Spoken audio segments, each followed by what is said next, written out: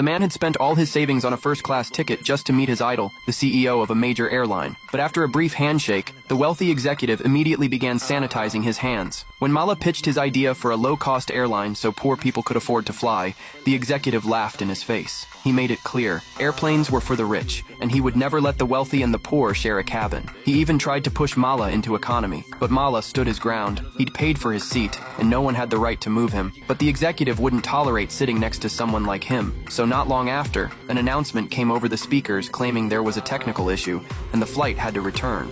तुमने तो टिकट खरीदी है, लेकिन मैंने ये प्लेन ही खरीदा है दोस्त. What the executive didn't realize was that the poor guy he sneered at was about to become his biggest threat. As soon as Mala got off the plane, a white-haired venture capitalist approached him, genuinely interested in his airline idea. They sat down at a small restaurant. The investor looked skeptical at first, but after one bite of the food, he was stunned. It tasted as good as any five-star meal. Mala explained, the restaurant used the same high-quality ingredients and strict hygiene standards as luxury spots, but charged just a fraction of the price. His airline would follow the same model. By cutting out unnecessary luxuries and middlemen, they could offer affordable flights and still make a solid profit. The investor was sold and invited Mala to pitch the idea to his board. Mala presented a well-reasoned, clear business plan that impressed the board, but they warned it would take 6 months before any funding could be released. In the meantime, Mala had to raise enough money to order planes. Determined, Mala's mother mortgaged their house and land to back him. They secured a civil aviation license and started to celebrate. Then, disaster struck. New regulations required Boeing to provide blueprints,